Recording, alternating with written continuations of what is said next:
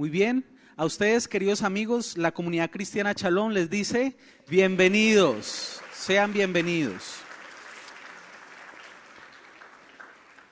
Como iglesia, en este nuevo semestre empezamos a estudiar un libro, un profeta menor. ¿Quién se acuerda cuál profeta estamos estudiando? El libro de Habacuc. Y ya vimos en el capítulo 1, parte del capítulo 2, en el capítulo 1 vimos que Habacuc le lanza una especie de queja a Dios, empieza a dialogar con Dios. Y si se acuerdan la queja que le hace Habacuc a Dios, ¿qué es lo que le dice? ¿Qué le dice al Señor? Le dice, ¿tú por qué permites esta injusticia en el pueblo de Israel? Hay tanta injusticia, hay tanta corrupción, Señor, te pedimos por esta situación. Y entonces Dios le responde, y le respondió tal vez no como Habacuc quisiera, ¿no? Sino que le da una respuesta que tal vez lo dejó como ahí quieto. ¿Qué le dice Dios? Le dice, sí, he escuchado y he levantado un pueblo poderoso, un pueblo malo que va a venir y va a venir a traer juicio a Israel y va a venir y lo va a saquear y lo va a destruir. ¿Cómo le parece a usted esa respuesta de Dios? Era una respuesta inesperada, ¿cierto? Y Habacuc quedó ahí sí que plop, como dicen por acá. Hoy en el capítulo 2 vamos a ver que Dios, Habacuc le pregunta otra vez a Dios, bueno, pero tú como siendo un Dios santo vas a permitir que entonces una nación mala venga y destruya tu pueblo. ¿Cómo tú puedes permitir eso siendo santo? Y la respuesta que Dios le da en este capítulo que vamos a estudiar es sí. Yo voy a permitir eso, pero ese pueblo malo, el pueblo de los caldeos o Babilonia, ese pueblo también va a ser juzgado. Por su pecado va a ser juzgado y entonces yo a ellos los voy también a enjuiciar y ellos van a ser destruidos también. Así que quiero que me acompañen en sus Biblias en Habacuc capítulo 2. Y en primer lugar, este pasaje nos enseña que la paga del pecado es la muerte o el juicio de Dios. La paga del pecado es el juicio de Dios. Y vamos a encontrar una serie de ay que hace el Señor. Yo les pregunto, ¿cuándo usamos nosotros esa palabra de ay? Ahí está, ay. ¿Cómo leeríamos eso? ¿Ustedes se acuerdan algo que en los niños estaba? Yo me acuerdo cuando yo era niño que yo decía algo así, alguien hacía algo malo, mi hermanito, un primo, ¿y qué decíamos? Ay, papayita. ¿Sí? ¿Cuántos dijeron así? Casi todos, ¿cierto? Muy bien. Pues ese es el sentido de este texto. Este es el sentido de los ay que está haciendo Dios. Solo que no es un ay, papayita, le va a dar el papá por la colita, sino ay porque el juicio de Dios viene por causa de este pecado. Y encontramos 5 ayes y vamos a estudiar cada ay que corresponde a un pecado que Dios está demandando de este pueblo caldeo. El primer pecado que demanda de ellos es el pecado de la acumulación.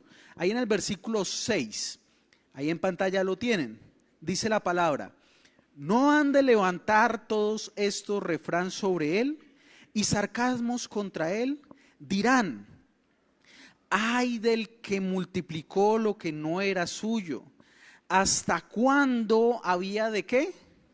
De acumular sobre sí prenda tras prenda, por cuanto tú has despojado a muchas naciones, todos los otros pueblos te despojarán a causa de la sangre de los hombres y de los robos de la tierra, de las ciudades y de todos los que habitan en ellas. Aquí en este caso, ¿qué era lo que estaba acumulando el pueblo caldeo? ¿Qué era los babilonios? ¿Qué era lo que ellos estaban haciendo?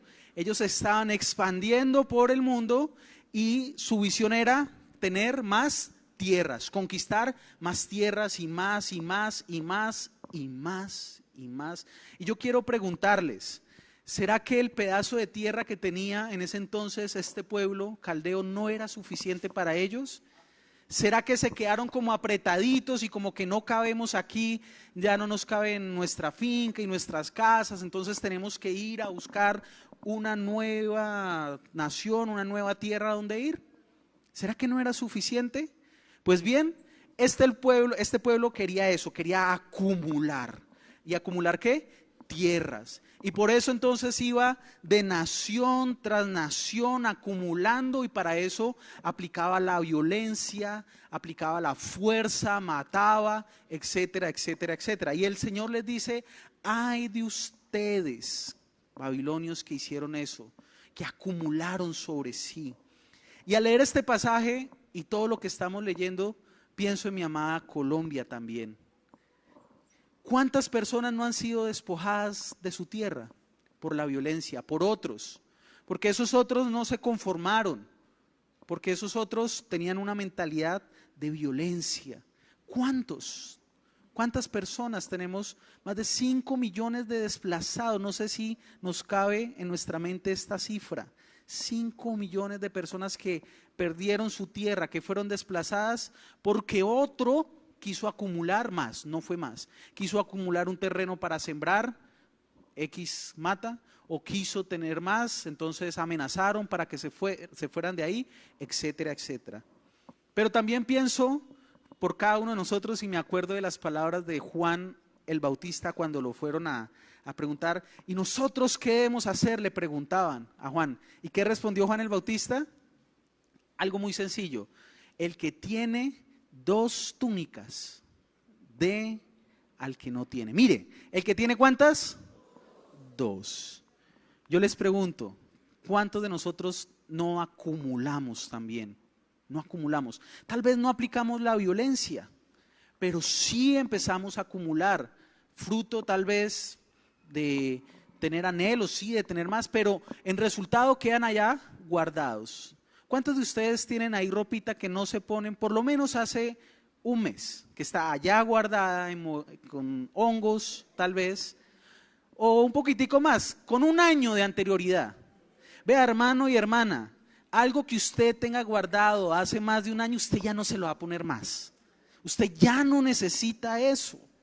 Así que en vez de tenerlo ahí, en vez de acumular, en vez de almacenar, hay muchas personas que sí podrían estar en necesidad y podría servirle ese par de zapatos, esa prenda, esa camisa o esa camiseta. Así que frente a este pecado de la acumulación, nuestra respuesta debe ser esto: ser generosos, dar a otros, no apegarnos a las cosas. Por el contrario, compartir con el necesitado como nos manda el Señor. El segundo ay que demanda Dios es la corrupción. Miremos el versículo 9 y 10. Ay del que codicia, ¿qué? Injusta ganancia para su casa, para poner en alto su nido, para escaparse del poder del mal.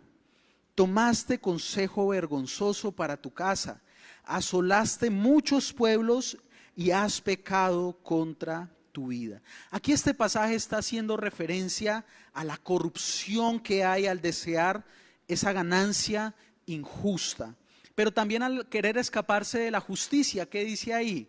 Para su casa, para poner en alto su nido. ¿Qué pensaban ahí el pueblo de Babilonia? No hay justicia sobre mí, estoy por encima de la justicia. Voy a poner mi casa aquí en alto para que no me pase absolutamente nada. Y vuelvo a lo mismo, pareciera que ahí estuvieran describiendo a nuestra amada Colombia, ¿cierto? ¿O será que en Colombia no hay corrupción, no tenemos corrupción?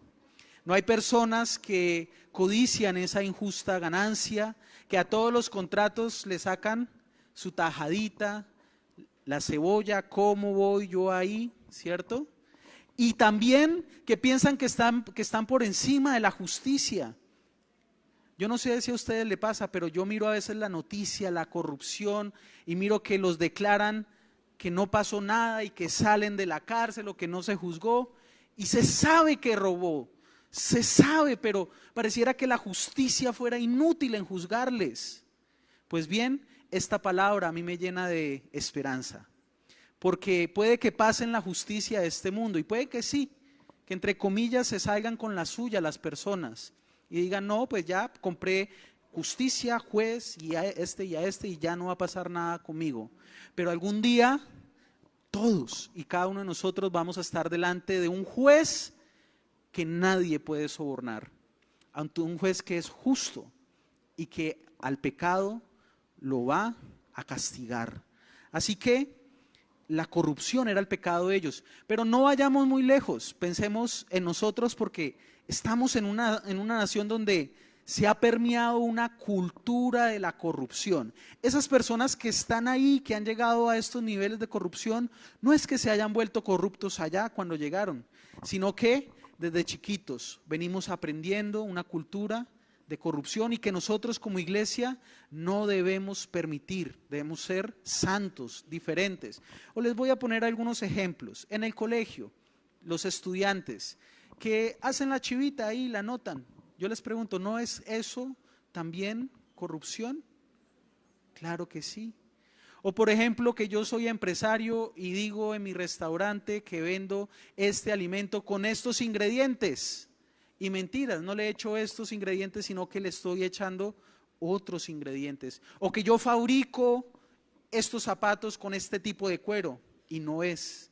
O esta prenda con este tipo de hilo y no es.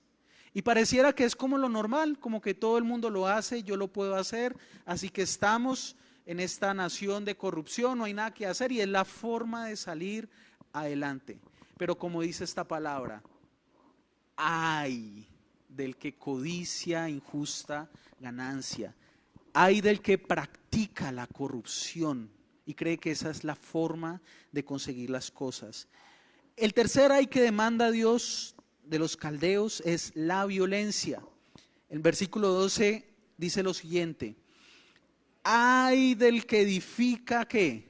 La ciudad con sangre, violencia física, y del que funda una ciudad con iniquidad. Ese era el modo de operación de ellos, ir y con fuerza, con violencia, edificar las ciudades y levantar estas ciudades. Pero vuelvo y miro a Colombia y digo, ¿acaso nuestra Colombia no ha sido levantada sobre 50 años de guerra y el derramamiento de sangre de muchas personas? Nosotros también, hermanos y hermanas, hemos derramado mucha sangre como colombianos. 50 años de violencia. Pero no solo hay violencia física, hay otros tipos de violencia. Por ejemplo, la violencia verbal. ¿Cierto? ¿Qué usamos para la violencia física? La fuerza. De alguna forma, la fuerza, el poder de la fuerza.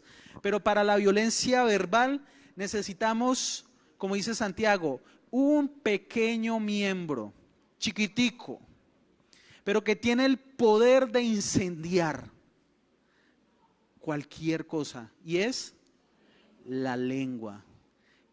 Violencia verbal. ¿Qué decimos? ¿Cómo tratamos? ¿Cómo respondemos? ¿Cómo agredimos con nuestras palabras a las personas? Eso también es violencia. O por ejemplo, una violencia económica. ¿Sabían ustedes que existe la violencia económica? ¿Saben cuándo es? Cuando el padre o la madre de una forma irresponsable no provee para los suyos.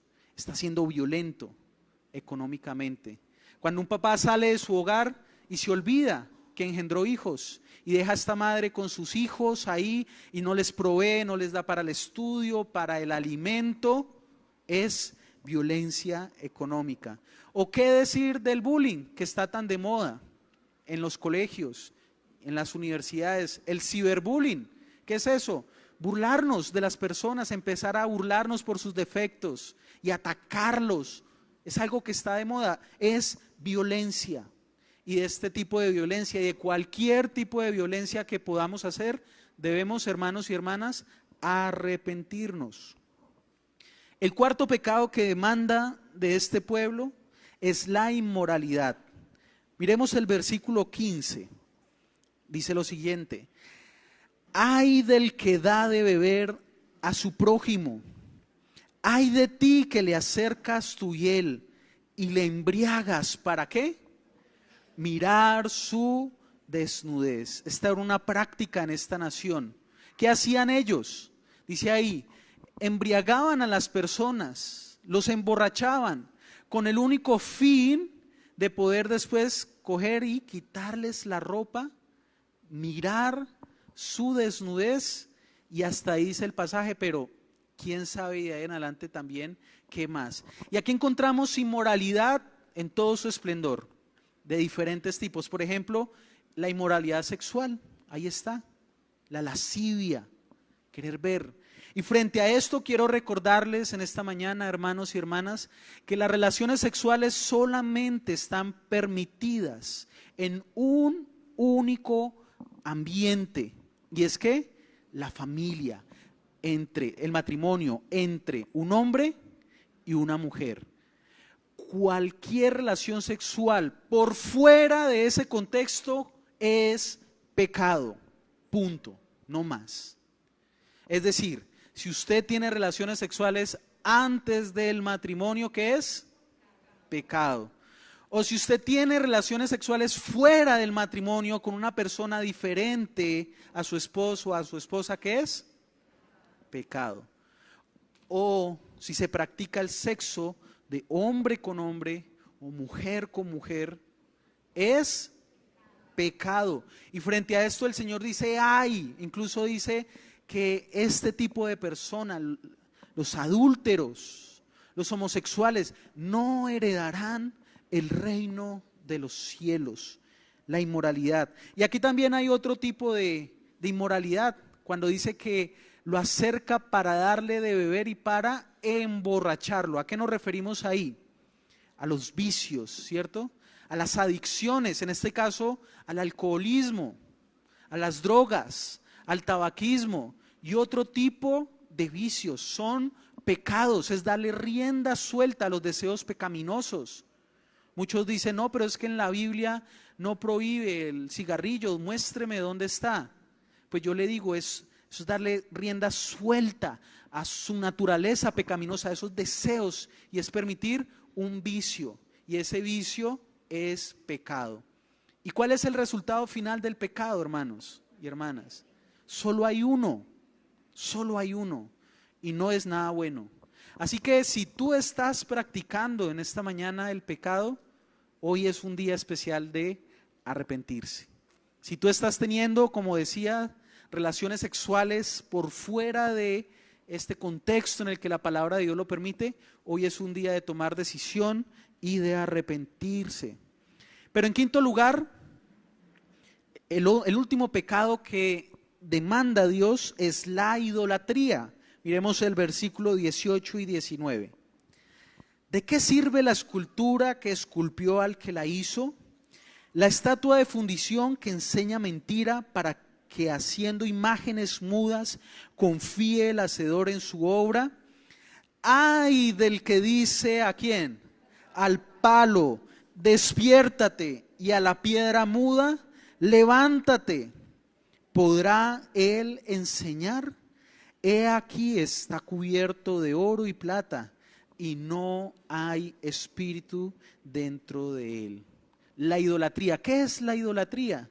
Es cuando una persona tiene un Dios diferente al único Dios verdadero en su corazón.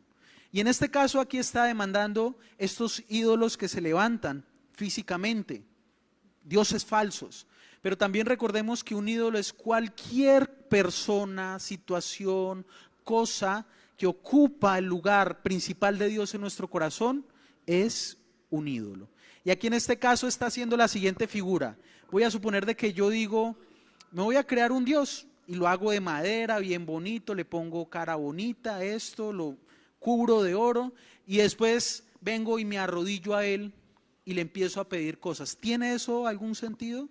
Cuando yo fui el que creé a este ídolo, que es incapaz, que está muerto.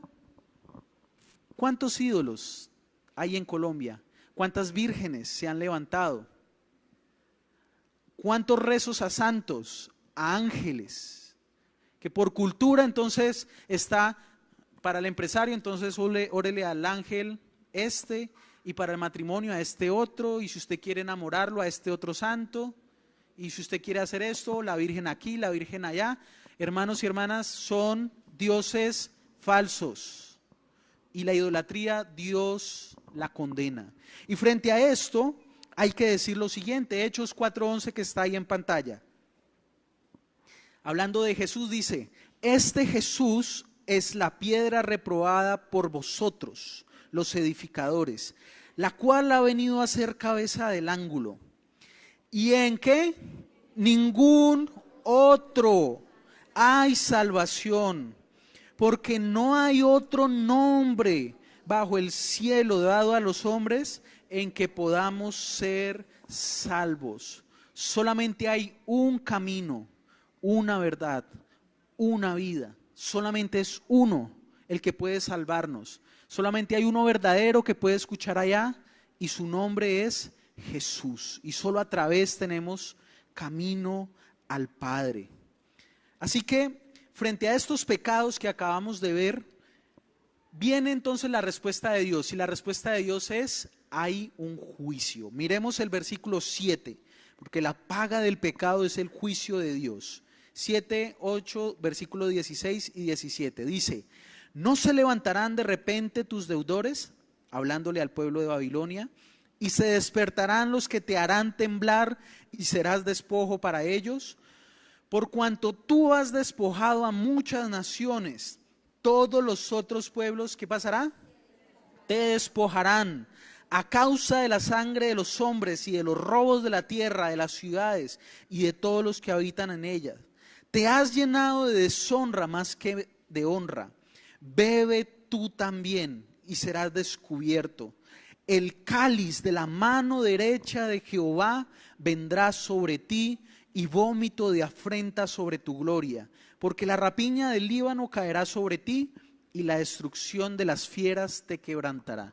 ¿Cuál es el juicio de Dios aquí para esta nación? ¿Qué les dice? Por causa de tus pecados, tú también vas a ser despojada, vas a ser destruida. Y la historia nos cuenta que este imperio babilónico cayó también por otro imperio que vino y hizo lo mismo con ellos. La paga del pecado es el juicio de Dios. Si el ser humano muere y va a la presencia de Dios y está en juicio y no ha solucionado su situación de pecado, solamente hay un destino, hermanos y hermanas, y no es el purgatorio, es el infierno. ¿Y cómo hacemos nosotros entonces para liberarnos del castigo y del juicio de Dios por causa del pecado? Porque podríamos decir, es que todos hemos pecado. Pues como hemos visto, hay solamente una forma. ¿Y es a través de quién? De Jesucristo. A través de su obra en la cruz. Cuando la persona cree en Jesús, le recibe en su corazón y acepta esta obra que Él hizo en la cruz por sus pecados, en ese momento esta persona es salva. ¿Y va a estar delante del juicio de Dios? Sí, todos vamos a estar ahí. ¿Dios nos va a sacar a colación todas nuestras obras? Sí, pero la diferencia es que va a haber un sello ahí que dice pagado, justificado. ¿Y quién pagó el precio? Jesucristo. Jesucristo. Muy bien. Ahora, frente a este panorama de pecado, aparece un versículo, el versículo 14, que llenó de esperanza a Habacuc y a mí también me llena de esperanza y espero que a usted también. Mire lo que dice la palabra en versículo 14. Porque la tierra será llena del conocimiento de la gloria de Jehová, como las aguas cubren el mar. Pareciera que Dios ahí estuviera haciendo un contraste. Los babilonios, ¿qué querían hacer? Conquistar por todo el mundo. Pero Dios dice, no lo van a lograr. El juicio mío va a caer sobre ustedes. Pero sí va a haber una cosa que va a llenar toda la tierra. Va a conquistar toda la tierra. Y eso es el conocimiento de la gloria de Jehová. Ahora la pregunta es, ¿qué es eso del conocimiento de la gloria de Jehová? Miremos qué dice Juan 1:14. Juan 1:14 dice, y aquel verbo, hablando de Jesús, fue ¿qué? Hecho carne y habitó entre nosotros y vimos su gloria. Gloria como de ¿quién? Del unigénito del Padre, lleno de gracia y de verdad. ¿Quién es la gloria de Jehová? ¿En quién fue revelada esa gloria? en Jesucristo. En Él conocimos la gloria. Así que de lo que se va a llenar la tierra es del conocimiento ¿de quién? ¿De quién? De Jesucristo. Por eso mi segunda invitación para terminar en esta mañana es que juntos hagamos esta tarea. Llenemos la tierra con el Evangelio de Jesucristo. Dígale a la persona que tiene ahí a su lado, llenemos la tierra con el Evangelio de Jesús. Ahora, la pregunta es, bueno, ¿y cómo es ese proceso de que Dios va a llenar la tierra? ¿Será que Él lo va a hacer o quién es el encargado de hacerlo? ¿Cómo se va a hacer eso? ¿Quiénes somos los encargados? Nosotros. Jesús, tal vez pensando en esta declaración profética de Habacuc, nos dice algo en Mateo 24:14. Dice lo siguiente: ¿y será que predicado este evangelio del reino? ¿En dónde? En todo el mundo. ¿Para testimonio a quiénes? Todas las naciones, y entonces vendrá el fin. Lo que Jesús nos está diciendo es que su iglesia, nosotros, miren esto, nos vamos a levantar y vamos a ir por todos los rincones, por todas las naciones, en todas las lenguas, en todos los idiomas, a todas las personas, y les vamos a predicar el evangelio de Jesús. Hermanos y hermanas, no es una opción, es una declaración profética que Dios ya hizo en su palabra. Y su palabra se cumple. Así que esto se va a cumplir. Y yo quiero proponerle aquí un plan sencillo, porque nosotros somos los encargados de hacer esa labor. ¿Cómo podemos nosotros entonces llenar esta tierra, llenar mi familia, mi ciudad, Colombia, con el evangelio de Jesús? Quiero proponerle estas 4 cosas que usted ya sabe. La primera, haga una lista. Siéntese conscientemente y haga una lista de todas las personas que le rodean, sus familias, su papá, su mamá, sus primos, sus hermanos, tíos, amigos, conocidos, compañeros de trabajo. Y después de hacer esta lista, que va a tener más o menos unas 200, 300 personas tal vez, si no mucho más, haga lo siguiente: escriba ahí quiénes ya conocen del evangelio de Jesús, y diga este ya, este ya, este ya, y deje una lista solo con las personas que no conocen del evangelio.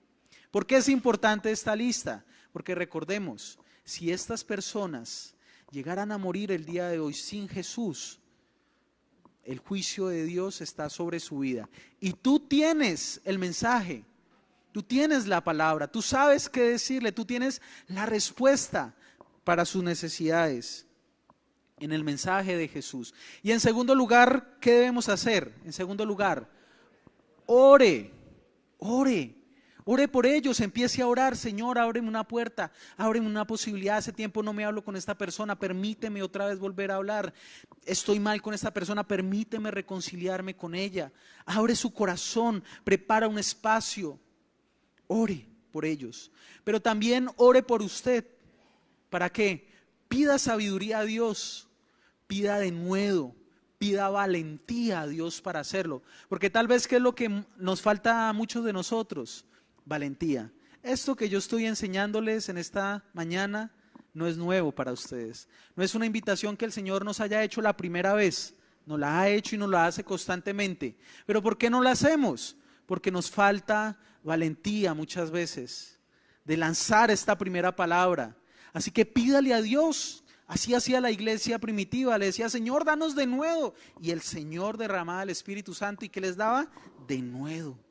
Y en tercer lugar, predique el evangelio. Una vez el Señor le abra puerta y usted vea que hay oportunidad, predíquele de Jesús, háblele de Jesús, cuéntele las buenas noticias, hable el evangelio. Ahora, la persona es la que decide si quiere o no quiere aceptar a Jesús, si quiere o no quiere recibir estas buenas noticias. Pero por lo menos podemos nosotros estar tranquilos y decir: yo di testimonio, yo hablé, yo lo dije. Así que ya es la persona la que no quiso. Y en cuarto lugar, discipule. Si la persona acepta a Jesús, ¿qué debemos hacer?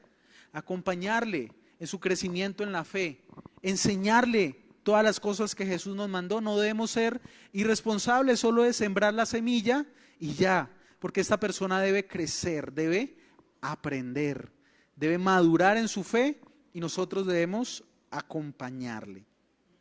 Así que, hermano y hermana, Dios le ha dado a usted el privilegio de llenar la tierra. Mi pregunta es, ¿vas a participar en esta gran tarea que tenemos? Yo creo que sí. Yo creo que todos los que estamos acá decimos, sí, Señor, cuenta con nosotros. Y quiero que en estos 3 minuticos veamos el contenido de esta canción.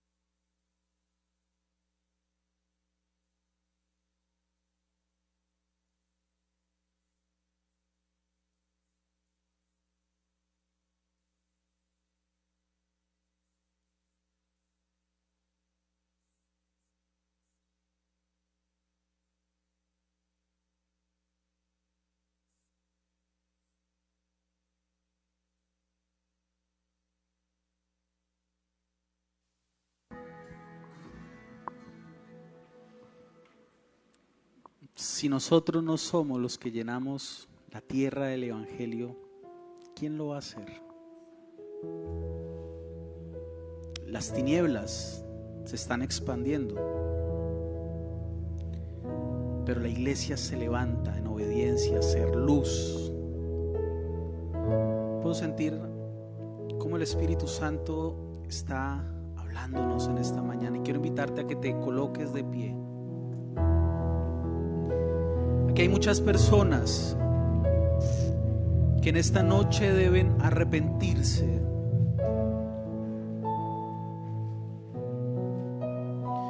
Y hoy el Señor te da una palabra de advertencia, hermano y hermana. No juegues con el pecado. No lo consientas más en tu vida. Porque el hecho de que no hayas visto aún las consecuencias de ese pecado no significa que no vengan. Es que el Señor te está dando oportunidad de arrepentirte. Y hoy es tiempo de arrepentimiento. Pídele perdón al Señor. No dejes pasar esta mañana. Hoy es el día de tomar decisión. Hoy es el día de despojarnos del pecado que nos asedia, para poder correr con libertad la carrera que tenemos por delante. Señor, hoy confesamos nuestros pecados a ti, te pedimos perdón. Perdónanos porque como iglesia, como discípulos tuyos, hemos consentido situaciones en nuestra vida. Tu misericordia ha sobreabundado, Señor, y tal vez no nos has dado conforme a la multitud de nuestros pecados. Pero no por eso queremos seguir pecando más. Queremos ser libres, Señor, de este hábito pecaminoso. Perdónanos, límpianos. Y Padre, gracias porque hoy tu Espíritu Santo está trayendo entendimiento a la iglesia. Está despertando nuestros corazones. Gracias porque tu palabra se cumple y puedo ver con mis ojos cómo la iglesia se levanta, cómo llena, cómo llenamos a Ibagué con el evangelio, cómo llenamos los colegios, las universidades, las empresas, las cárceles, los hospitales, las familias. Señor, gracias porque viene una cosecha de personas que están listas, y nosotros vamos a ir en obediencia a tu palabra a predicar el evangelio. Gracias. Y quiero hacer otra invitación especial mientras usted sigue orando ahí.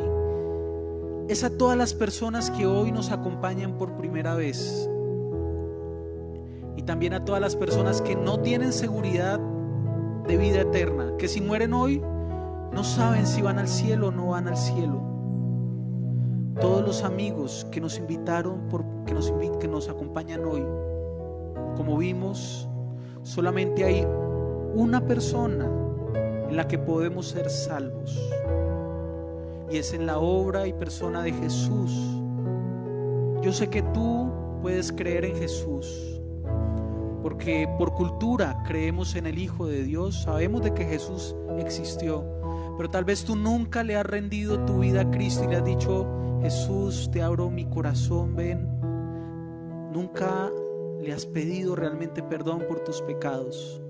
Quiero invitarte, si es tu anhelo hoy, en esta mañana, tomar esta decisión. Quiero orar por ti, quiero que la iglesia oremos por ellos, y quiero invitarte a que vengas aquí adelante y que respondas en obediencia a este llamado. Hoy es un día especial. Hoy es un día especial. Hoy es día de arrepentimiento, de reconciliación con Dios. Si tú estás y el Espíritu